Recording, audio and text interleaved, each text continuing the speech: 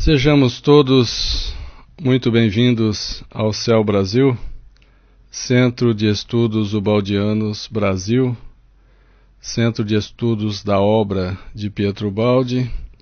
Já estamos estudando a Grande Síntese, segundo volume da obra, e estamos no capítulo 63. Vamos cortar aqui para o capítulo 63 de A Grande Síntese. Aqui é conceito de criação.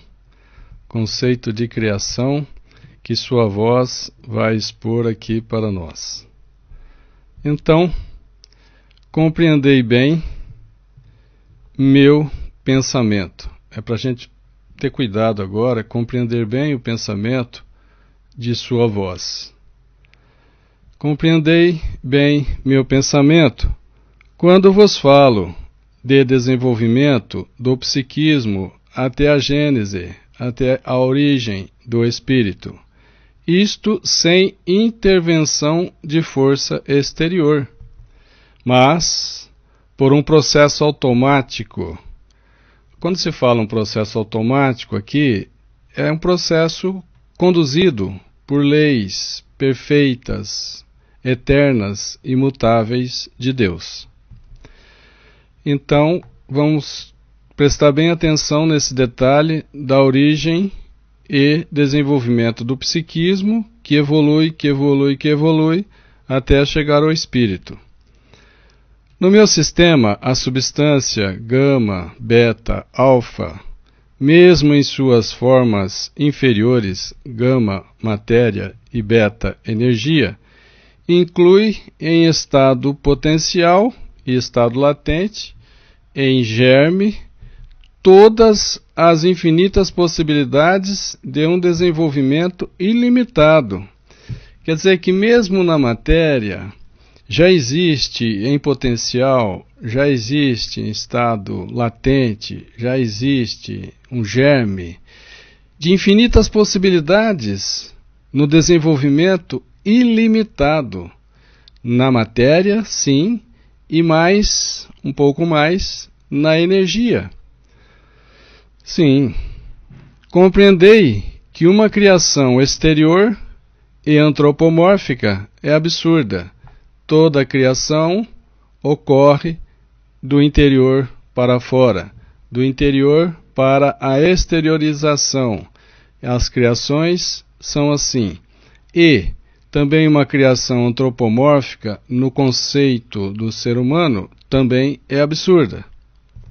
Não interpreteis mal meu pensamento, nem tenteis reconduzi-lo, não tenteis reconduzir o pensamento à força ao materialismo, porque se lhe conserva a forma dele, do materialismo, se afasta enormemente na essência, na substância, chegando a coincidir nas conclusões com o mais alto espiritualismo. Aqui eu chamo a atenção, nossa, que o tradutor de A Grande Síntese, Carlos Torres Pastorino, usou a palavra substância bastante. E eu teria restrito mais o uso da palavra substância, porque a palavra substância está aqui emprestada para designar gama, matéria, beta, energia e alfa, espírito. Então aqui muito bem caberia ele colocar na essência, né? Então tenham cuidado na leitura de A Grande Síntese, nessa tradução, que a palavra substância foi bastante empregada, ora com o conceito aí de essência, algo semelhante, ora como o conceito de gama, beta, alfa, as três fases da substância. Então, não digais, então a matéria pensa? Não. Dizei que, na vida, a matéria é levada a um grau mais alto de evolução, a matéria é veículo capaz, pela íntima elaboração sofrida, de produzir em maior medida, o potencial, o germe nela incluído. Está na matéria, como vimos no parágrafo anterior, em germe, em estado latente, em estado de potencial, para exteriorizar a origem do psiquismo e a evolução do psiquismo, naturalmente, até espírito.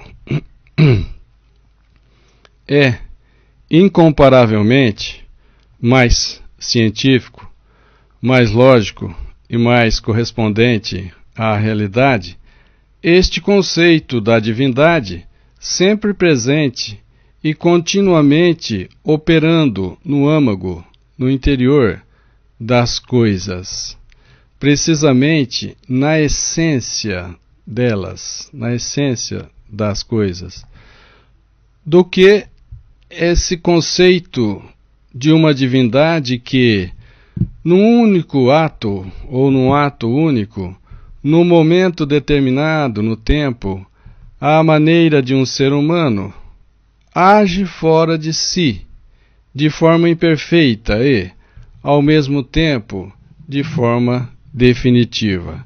Então, o conceito de que Deus teria criado fora dele, de forma imperfeita e de forma definitiva, não serve.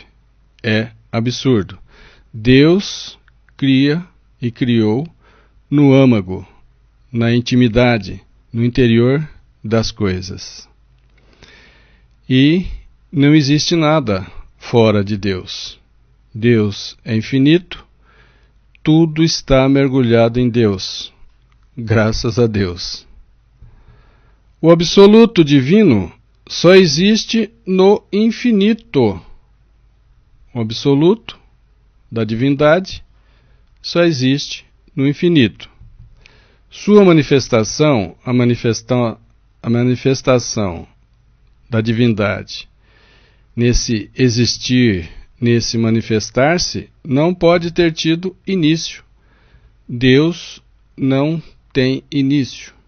Deus é causa primeira do universo. Inteligência suprema também. Deus é ser incriado. Deus existe na eternidade, de antes e na eternidade posterior. Deus é. A definição é esta. Deus é.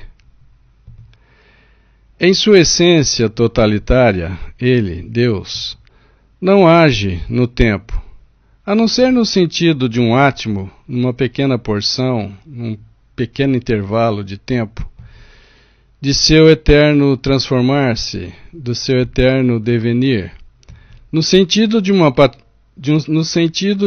particular descida no relativo, e nesse sentido devem ser entendidas e são compreensíveis as Escrituras, o Velho Testamento, os profetas, o Novo Testamento de Jesus de Nazaré.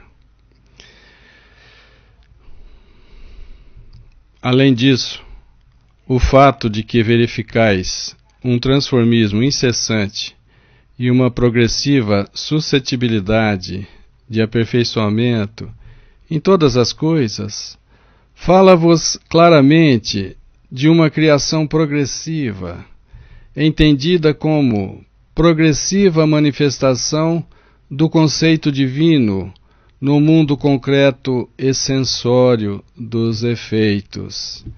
Então, a gente percebe que existe um incessante progresso, uma evolução constante do ser, e isso expressa essa progressiva manifestação, essa exteriorização do conceito divino, mesmo no mundo físico, mesmo no mundo sensório dos efeitos.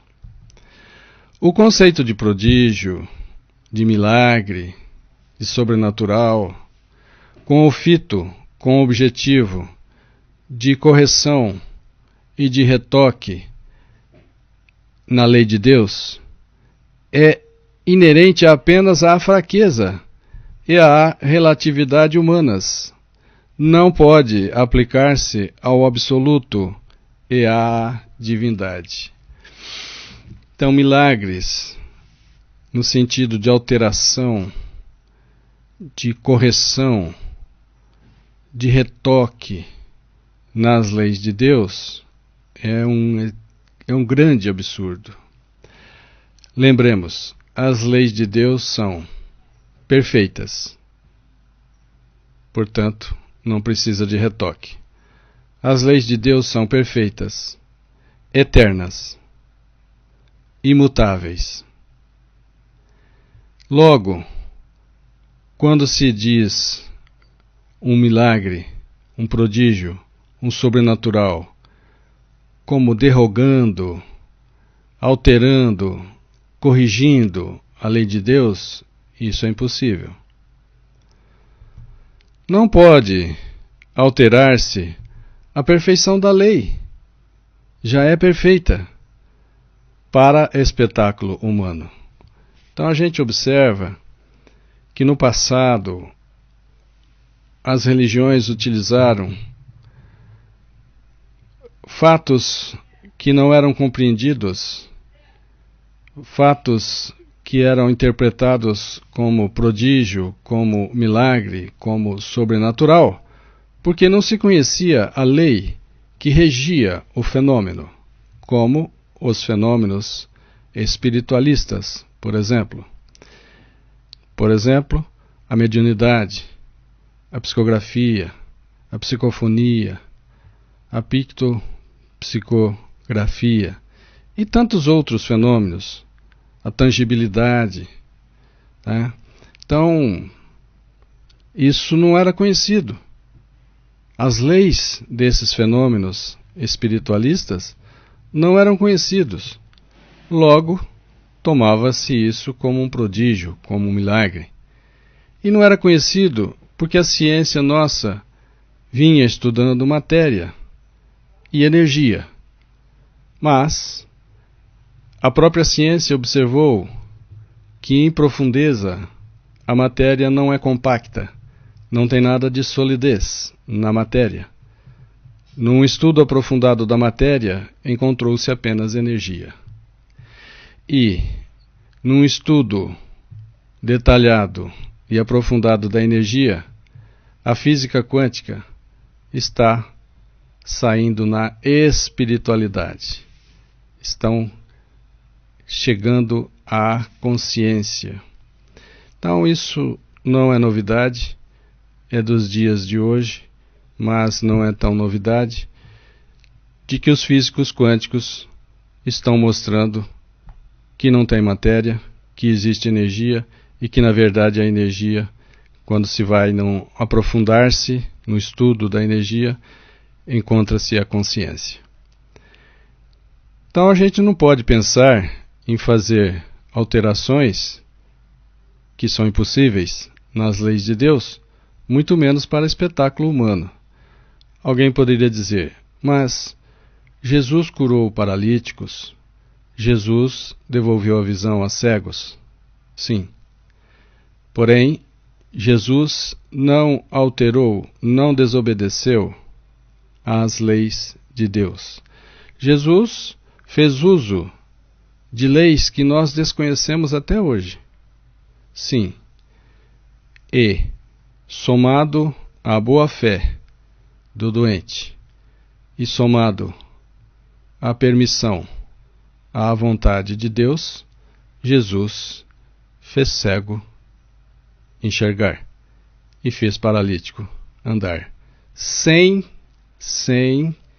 alterar, sem dar retoque nas leis de Deus, que são perfeitas e imutáveis.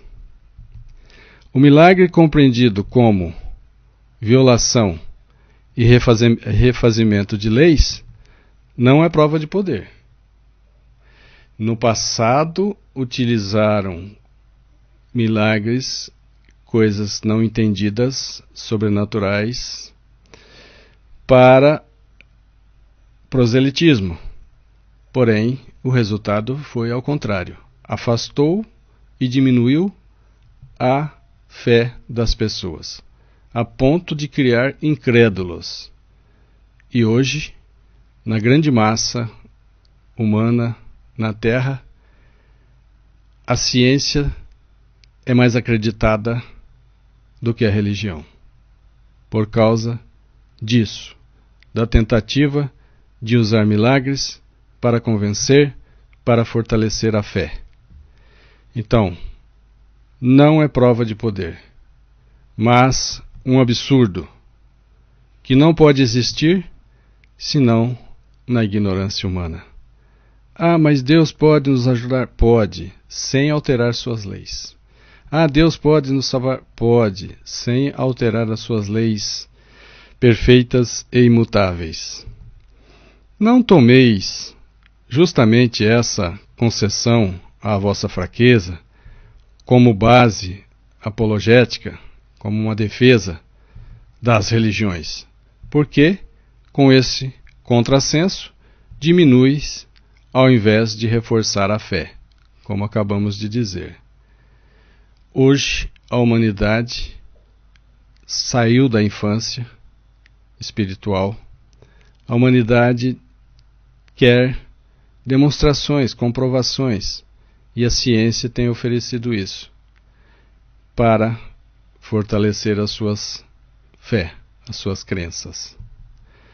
Vede que tudo o que existe provém de um princípio que age sempre, não de fora para dentro, mas age de dentro para fora, princípio oculto no íntimo mistério do ser, princípio oculto no âmago do ser, que aparece como sua manifestação e expressão. É a exteriorização desse princípio divino. Igualmente, antropomórfica é a ideia do nada, inadmissível no absoluto. A ideia do nada é um absurdo. Como poderão existir zonas externas ou zonas de vazio, senão no relativo? Só no relativo é possível isso. No absoluto, não. O fato que verificais da indestrutibilidade e da eternidade da substância, nós já vimos que a substância, gama, matéria, beta, energia e alfa, espírito, é indestrutível. Ela transforma-se de gama em beta por evolução e de beta em alfa também por evolução. Então, a substância é indestrutível e é eterna. Eterna. Esse fato demonstra-vos o absurdo desse nada, que é apenas uma pseudo-ideia. Pseudo aparenta ser o que não é. Então, pseudo-ideia aparenta ser uma ideia, porém não é. Deus é o absoluto e, como tal, não pode ter contrários, nem pontos externos. Ou seja, não existe nada fora de Deus. Tudo está mergulhado em Deus. Nenhuma das características do relativo. Então, Deus é absoluto e não pode ter nenhuma das características do relativo. Todas as características da divindade são características do absoluto.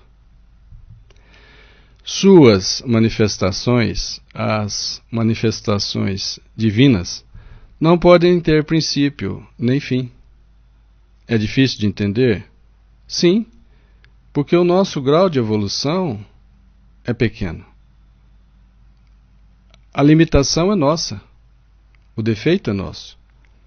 Mas Deus não teve início, nem terá fim. Não dá para compreender por enquanto? Nos esforcemos. Mais à frente nós vamos compreender. Deus não teve início nem fim. Deus é absoluto. Deus é infinito. Infinito em espaço e infinito no tempo. Sempre existiu, antes e depois. Inclusive, espaço só existe com a matéria e o tempo se vai, deixa de existir com a consciência. Então, espaço e tempo não existe no universo espiritual, no universo divino. No relativo, podeis colocar uma fase de evolução, mas não o eterno devenir, esse eterno transformar-se da substância, gama, beta, alfa. No finito, podeis colocar a vós mesmos e os fenômenos de vosso concebível. Mas, no finito, não podeis colocar a divindade e suas manifestações. Deus e suas manifestações não cabem no finito. Deus é infinito e suas manifestações são infinitas. Podeis chamar criação a um período do devenir, a um período do transformar-se, como a criação da matéria, gama, num período que tem a origem no éter universal, hidrogênio, nascimento da matéria, evolução da matéria de hidrogênio a urânio e, a partir do urânio, a matéria se decompõe, formando as ondas eletromagnéticas, que são as energias, que é a energia. Então, podereis chamar criação a um período do transformar-se, e só então falar de princípio e de fim, início, princípio de uma criação e fim de uma criação. Nesse sentido, falam as revelações. Nesse sentido, falam o Velho e o Novo Testamento. E nesse sentido, falam também as revelações de Moisés, de Jesus e do Espiritismo. Compreendei-me, pois, e não vos escandalizeis deste conceito.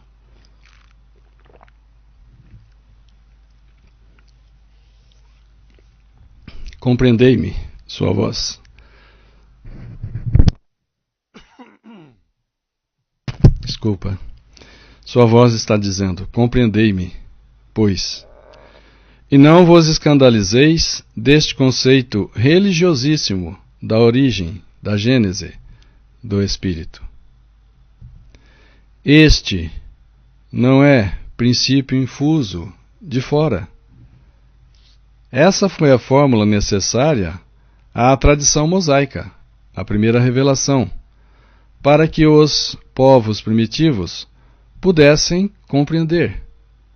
Mas é princípio que se desenvolve de dentro, exteriorizando-se daquele centro profundo no qual deveis comprovar que esta está a essência das coisas e o porquê dos fenômenos.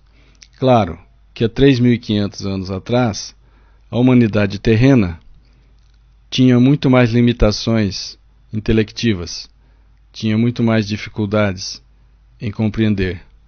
Então, a revelação, a tradição mosaica era o suficiente, e assim foi feito. Na evolução dos terráqueos, veio Jesus trazer uma revelação mais profunda, a Boa Nova, o Evangelho, a lei de amor. Depois vem o Espiritismo, trazendo mais revelações. E por quarta revelação, vem a obra de Pietro Baldi. Sim, quarta revelação. Deus é a grande força, conceito que age no íntimo, no âmago, no interior das coisas. Desse íntimo expande-se, nos períodos do relativo, num aperfeiçoamento progressivo, progressivamente manifestando sua perfeição. Então,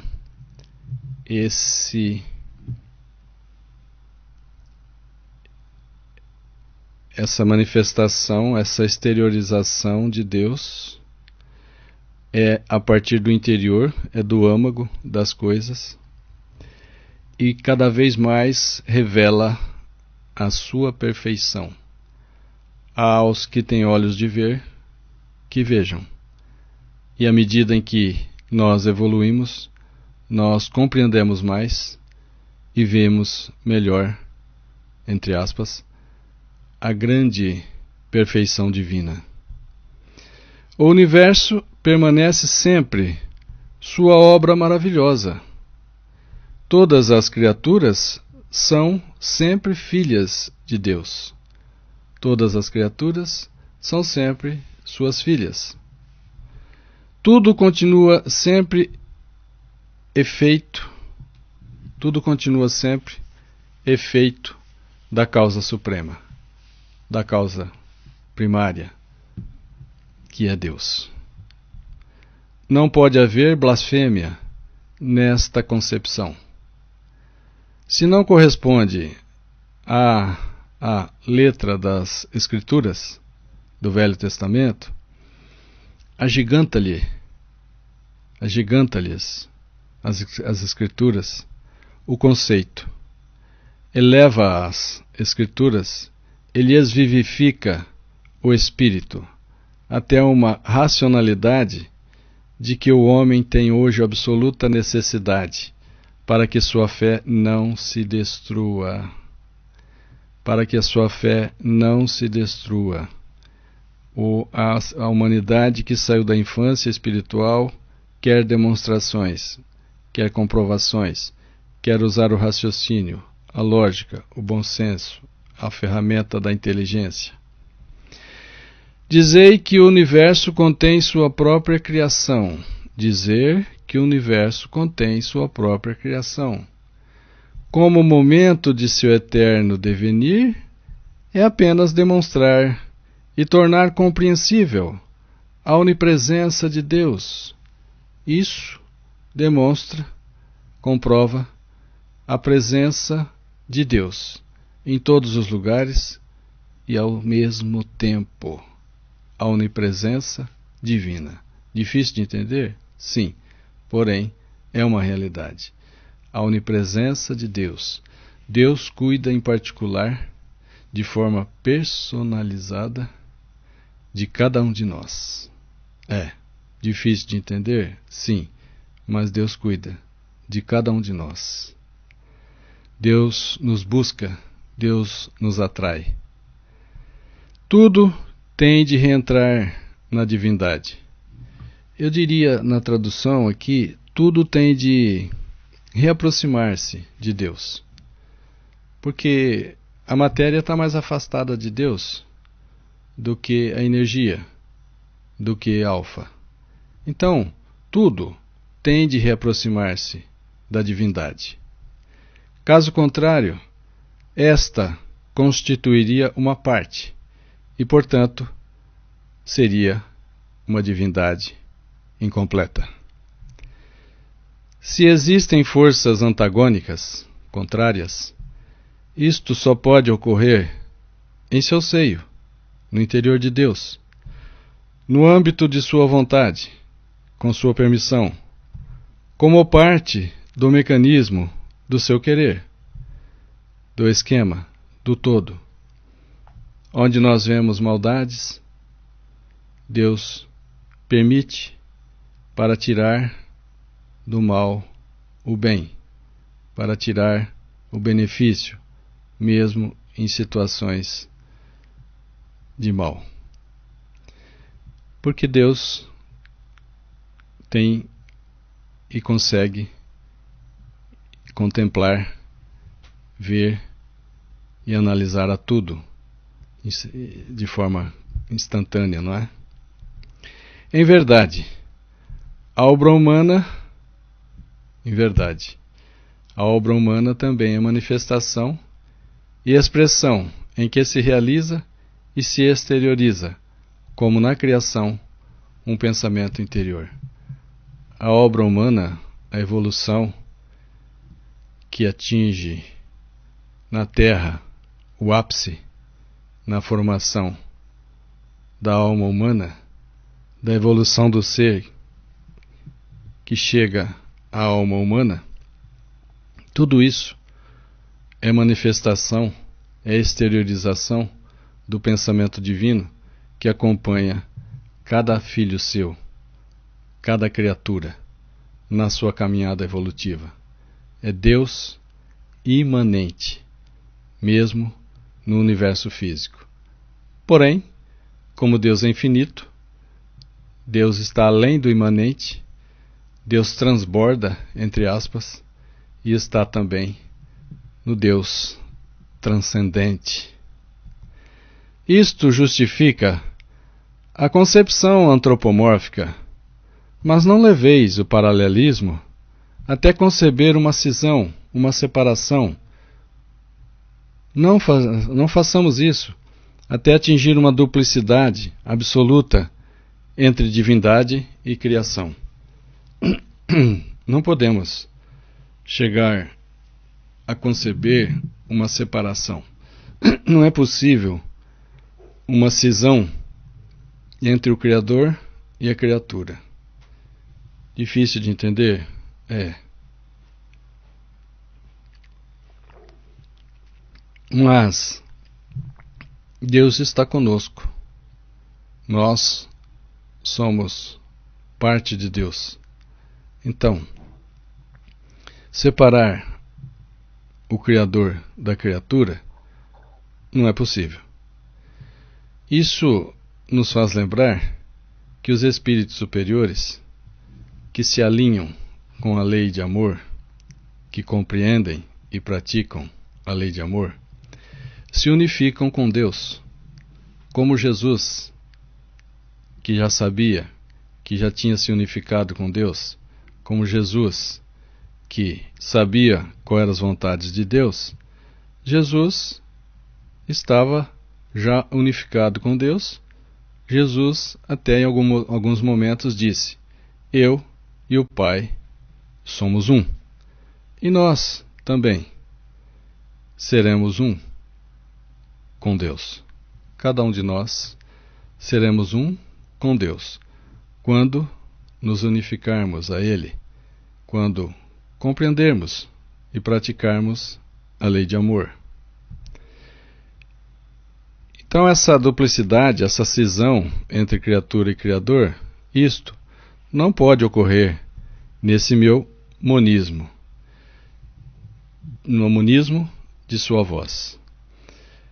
Se quiser compreender melhor essa palavra, monismo, eu sugiro que assistam uma palestra que eu fiz no Congresso Pietro Baldi, em Brasília, este ano, 2018. Aqui embaixo está o link. Pode, com esse link, que vai dentro do YouTube, e lá está o vídeo gravado com a palestra sobre monismo, trazendo bastante particularidade, bastante imagens, bastante conceito, que eu acredito que será útil para quem tiver a boa vontade de ir lá assistir. Continuemos. Não limiteis o conceito de divindade. Nós não podemos diminuir, limitar o conceito de Deus a um ou a outro aspecto, pois este conceito de Deus tem de ter a máxima extensão do concebível, e muito mais que isso. Tem que ter a máxima extensão do que nós conseguimos compreender desse conceito de Deus. E muito mais. Porque à medida que a criatura evolui mais e mais, melhor ela compreende Deus. E mais ela o ama. E mais ela o respeita. E mais ela obedece às suas leis. Não tenhais medo de diminuir-lhe a grandeza. Não tenhamos medo de diminuir a grandeza de Deus, dizendo que Deus é também o universo físico. Por quê? Este é apenas um átimo, um pequeno intervalo de tempo de seu eterno transformismo, de seu eterno devenir, em que ele se manifesta. No universo, tudo o que existe é gama, matéria, beta, energia e alfa, espírito. Então, o todo, o ômega, é gama, beta, alfa. Então, não vamos diminuir o conceito, a beleza, a grandeza de Deus, dizendo que o universo físico também é Deus. Onde vossa concepção é mais particular e relativa, eu diria também mais restrita, a sua voz diz: a minha concepção tende a manter compacto o todo, numa visão unitária, e fazer ressaltar os vínculos profundos que ligam princípio e forma. Então, a concepção de sua voz mantém compacto o todo, numa visão unitária, que hoje nós não somos capazes de fazer, porque hoje temos uma consciência de superfície. Para ter essa visão unitária, precisamos desenvolver a consciência até chegar à consciência de síntese, de volume. No caminhar das verdades progressivas, esta concepção continua, aperfeiçoa e eleva a vossa concepção. Então, a concepção de sua voz, ela é progressiva, ela continua, ela se aperfeiçoa e se eleva acima da nossa concepção de humanos terráqueos. Deus é o infinito, e a essência de sua manifestação, vós a percebereis cada vez mais real, à medida que vossa capacidade perceptiva e conceptual souber penetrar o âmago, o íntimo das coisas. Então Deus é infinito, e a sua manifestação nós vamos percebendo cada vez mais real à medida que a nossa capacidade evolutiva tenha se desenvolvido. À medida em que nós evoluirmos, teremos cada vez um conceito maior, melhor e mais próximo da verdade, esse conceito de Deus. Veremos Deus cada vez melhor e a sua exteriorização cada vez mais clara para nós, à medida que evoluirmos e evoluirmos mais. Deus é o princípio e sua manifestação. Olha que interessante. Deus é o princípio e sua manifestação, ambos fundidos, ligados, unidos, numa unidade indissolúvel. É o absoluto, o infinito, o eterno, que vedes apenas pulverizado no relativo, no finito, no progressivo. Então Deus é o absoluto, é o infinito, é o eterno. Mas, como nós estamos no relativo, nós só vemos pulverizado no relativo, no finito, no progressivo. Deus é conceito e matéria. Deus é conceito e matéria. Princípio e forma. Deus é causa e efeito, ligados, indivisíveis, como a realidade fenomênica vô-los apresenta, como a lógica vô-los demonstra, como dois momentos e dois extremos entre os quais se agita o universo. Que maior profundidade ética e, ao mesmo tempo, que verdade biológica, extremos que jamais soubestes unir. Nós, até agora, terráqueos, cientistas e todos nós, não conseguimos unir ética e biologia. Sim. A colcha de retalho tem os retalhos esparramados. Nós não conseguimos ainda unir essa colcha, fazendo com que a ética se una à biologia.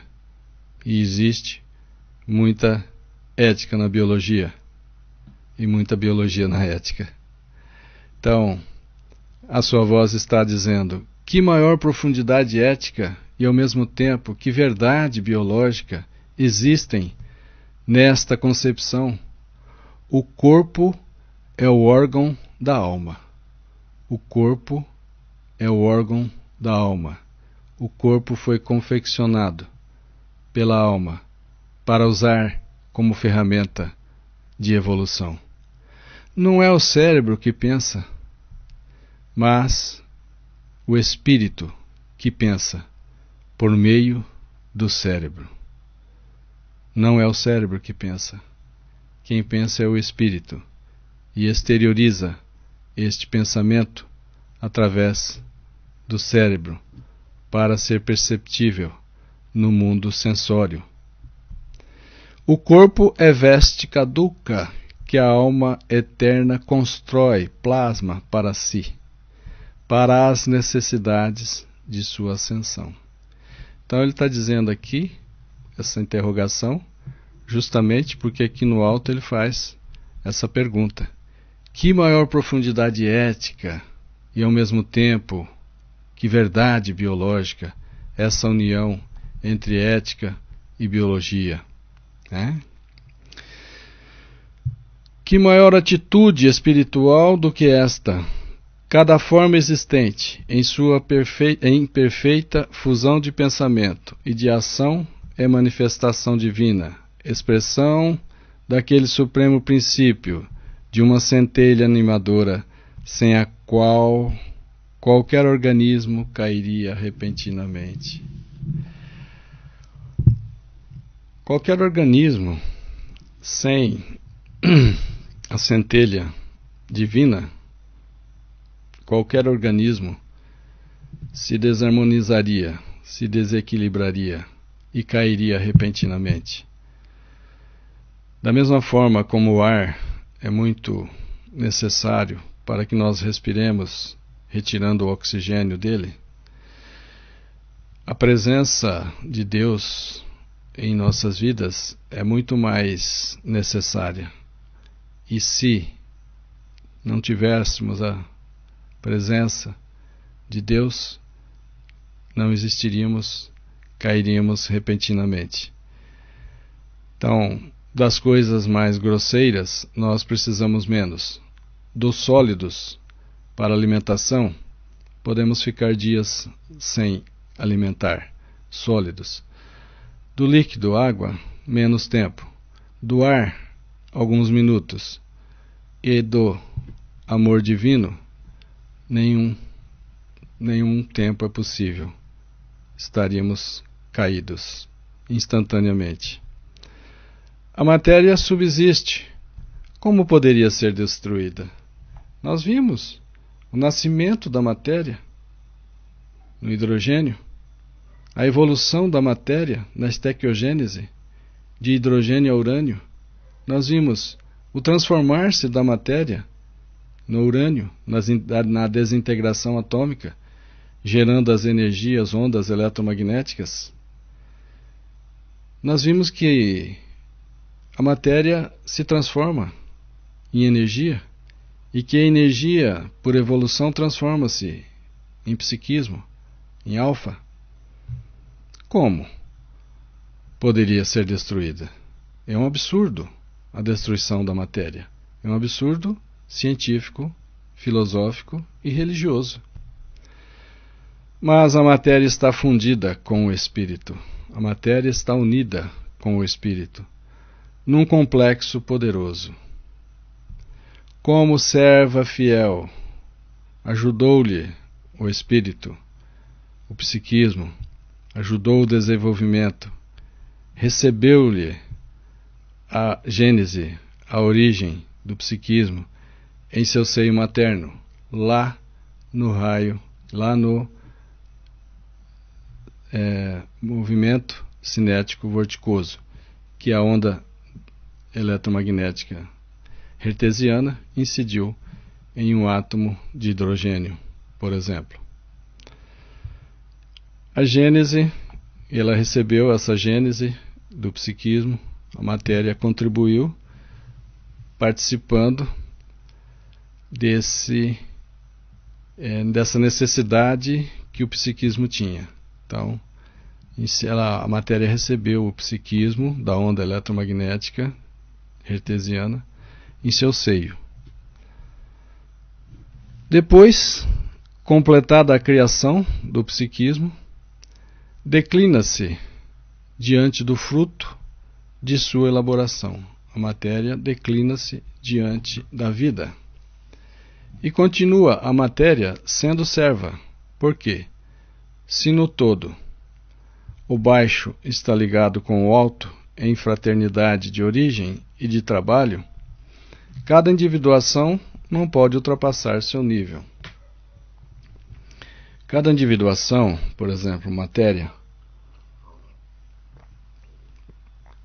ela tem sempre as características físicas, químicas da matéria. Para entender isso, vamos lembrar da fase de infância. A fase de infância, ela tem sempre a mesma característica. A infância do ser humano tem aproximadamente as mesmas características. Ela não pode passar do seu nível. A fase infância não dá a intelectualidade do ser adulto.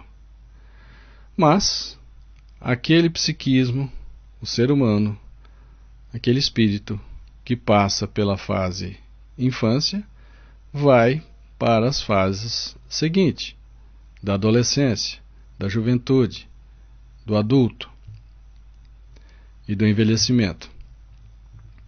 Então, nessa comparação, a fase infância não pode ultrapassar aquele nível.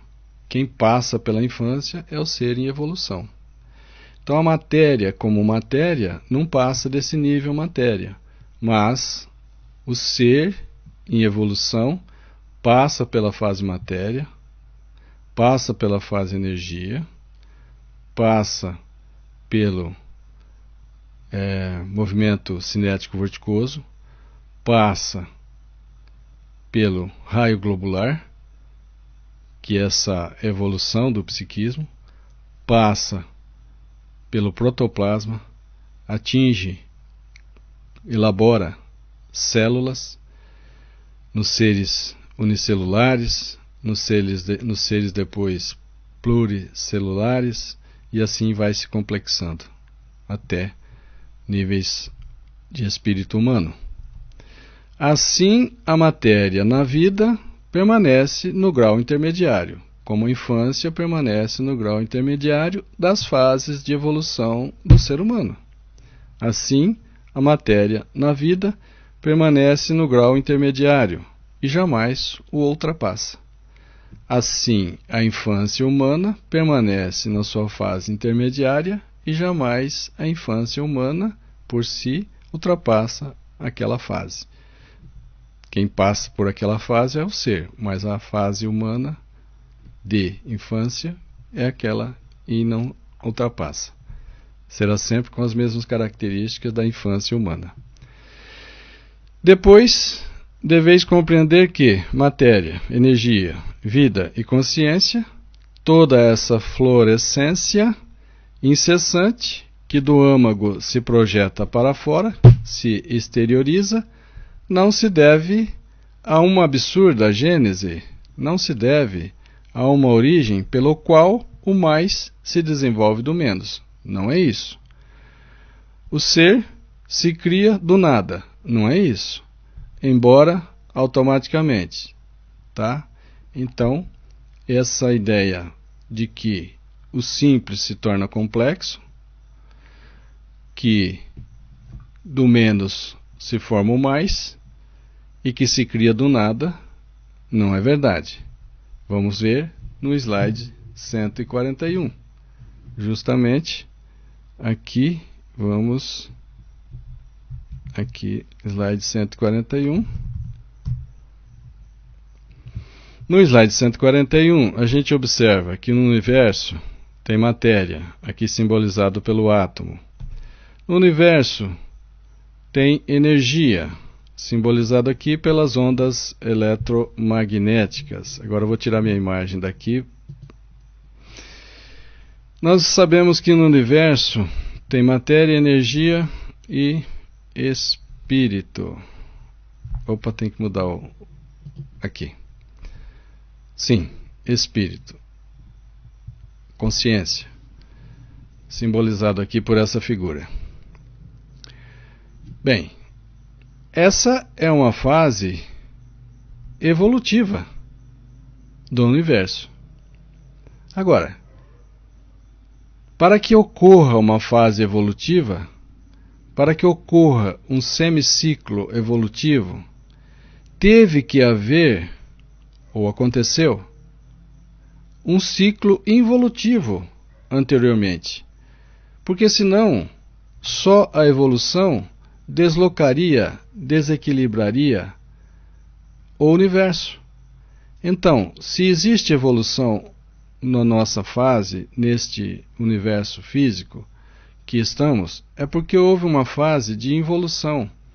E isto a gente vê na questão 540 do Livro dos Espíritos, que diz assim: é assim que tudo serve, que tudo se encadeia na natureza, desde o átomo primitivo até o arcanjo, que também começou por ser átomo. Então aqui a gente vê matéria que evolui a energia, que evolui a espírito. Então, do átomo ao arcanjo, que também iniciou a evolução como átomo. Bem, mas é porque anteriormente tinha acontecido um ciclo involutivo do espírito descendo até a energia, e a energia concentrando-se na matéria. Então, este ciclo involutivo aconteceu. Por isso que agora é possível o ciclo da evolução. Então, são dois semiciclos que se completam num ciclo maior. O semiciclo de involução e o semiciclo de evolução se fecham, se completam no ciclo do universo. Aqui embaixo, no mundo material, bom, isso aqui nós já sabemos, né? É a grande equação da substância, gama, beta, alfa. Aqui embaixo, na matéria, o antissistema. Lá no alto, na consciência, no espírito, o sistema. Aqui embaixo, no antissistema, também na obra de Kardec, seria mundos primitivos. Lá no alto, sistema, ou na obra de Kardec, mundos divinos. Então, o que eu quero chamar a atenção aqui, aproveitando já que vimos esse quadro, é que hoje está acontecendo em nosso universo a evolução, porque aconteceu antes um semiciclo de involução. Isso eu queria deixar claro.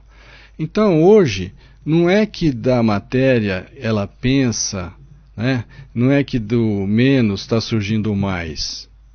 É que houve um ciclo involutivo anterior, e isso ficou na energia e na matéria em estado latente, em potencial, em estado para ser desenvolvido.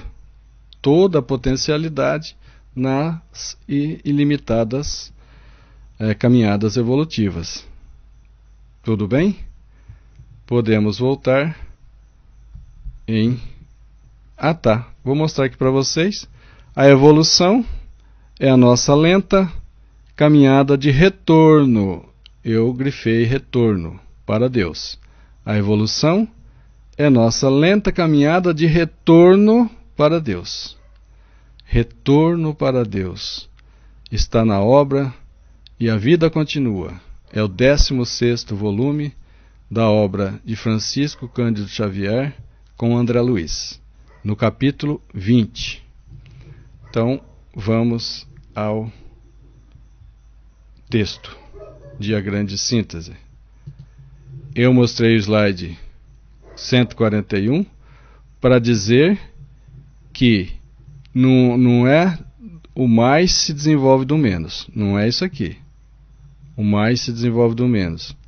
E não é que se cria do nada. Não. É que houve uma fase involutiva. Houve uma fase involutiva. E nessa fase involutiva ficou em germe, ficou em potencial toda a potencialidade desse desenvolvimento para as formas, para as condições ilimitadas. Eu gostaria de lembrar nesse instante que na grande síntese está muito claro que houve uma evolução. E eu gostaria de lembrar que aqueles que aplaudiram a obra A Grande Síntese no passado, logo que ela surgiu, no Brasil, por exemplo, aplaudiram, aceitaram a Grande Síntese. E ela já mostrava, a Grande Síntese já mostrava a involução e a evolução. Porém, essas pessoas depois, quando Pietro Baldi e sua voz narra com mais didática, com mais clareza, no 10º volume, Deus e o Universo, a queda de alfa indo a beta e indo a gama, deixaram de seguir Pietro Baldi e, pior que isso, passaram a perseguir Pietro Baldi.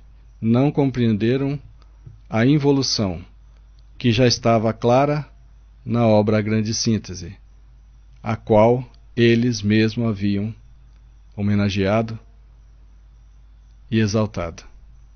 Porém, não haviam compreendido a Grande Síntese. Só pode. Tudo isso é forma, aparência externa. É a manifestação sensível daquele devenir contínuo em que o absoluto divino se realiza projetando-se no relativo. O absoluto divino exterioriza-se no relativo. Deixa eu pôr o mouse aqui. Não penseis que os movimentos vorticosos em que o complexo atômico transforma-se na vida contenham e desenvolvam o espírito e o vosso pensamento. Não pensemos assim.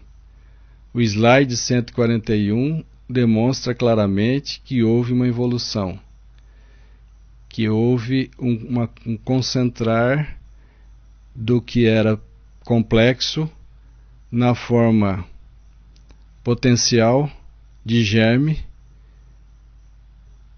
isso na energia e na matéria. Então, já era complexo e tornou-se simples. Então, não penseis que do simples está formando o complexo. Não. Mas, pensai que eles, o sistema vorticoso e etc., eles formam a mais complexa disciplina a que a matéria se submete, para poder produzir, para poder despertar o princípio que a anima e corresponder ao impulso interior que solicita sempre a evoluir. Então, nessa involução, tudo que era complexo tornou-se simples, tudo que era mais tornou-se pequeno, como que menos. Na fase evolutiva agora, não está ocorrendo milagres, não está ocorrendo uma criação do nada, Não está ocorrendo que dos simples formam o complexo? Não. Está retornando à complexidade que tinha antes da fase involutiva. Eu queria evitar ter falado disso, porque isso é muito claro lá no 10º volume da obra de Pietro Baldi, lá no 10º volume, Deus e o Universo. Porém, é necessário dizer agora, porque senão estaríamos pensando de forma errada que do simples está formando o complexo e que está criando do nada. Não é isso. É muito mais profundo do que isso. E a maneira que e a medida também que a gente vai evoluindo, nós vamos percebendo com clareza que é assim. Não tenhamos pressa. Essa obra é muito profunda. A grande síntese é o Evangelho da Ciência. A grande síntese parte da matéria, utilizando a ferramenta da inteligência do ser humano para conduzir, para demonstrar o Espírito, para demonstrar para nós o amor, para que nós passemos a compreender e praticar o amor, para sermos felizes. Muito obrigado pela tolerância, pela paciência, pela concordância em estudarmos juntos a obra de Pietro Baldi. Fiquem com Deus, fiquem na paz de Jesus.